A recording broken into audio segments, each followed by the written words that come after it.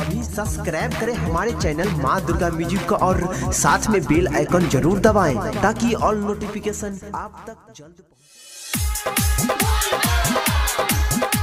प्रेम से बोलो देवघर वाले बाबा की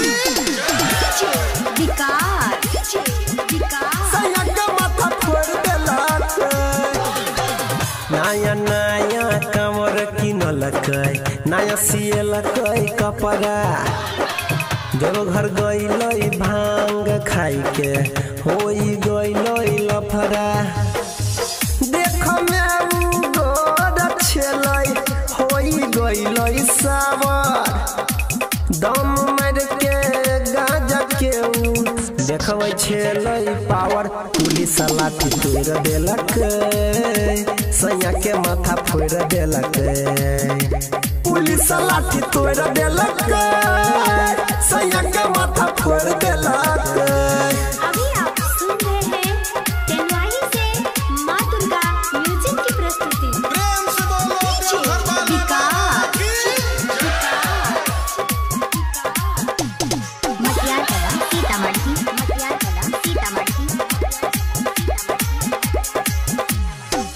पोटरी में बांधने रहे भांग और धथुरा लाग रहिया में खाई लेलक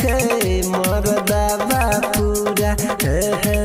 पोटरी में बांधने रहे भांग और धथुरा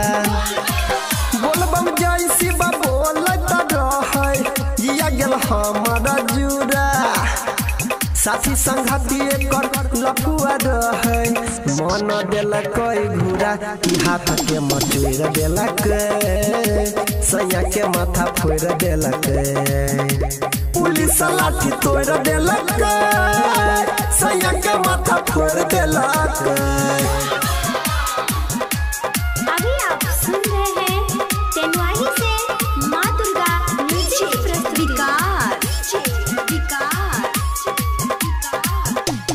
मटियारकला सीतामढ़ी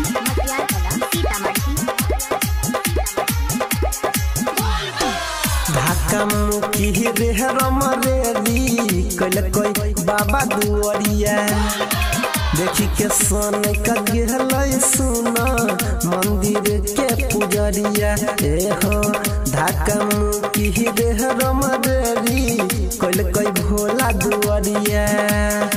राइटर पंकज अनिल यादव से हो खोई लगेला कोई के मरिया नशा में रहे हमरो सजनावा खींच लेला कोई भीतरिया भोला पजला ढार देलक सैया के माथा फोड़ देलक पुलिस लाठी तोड़ देलक।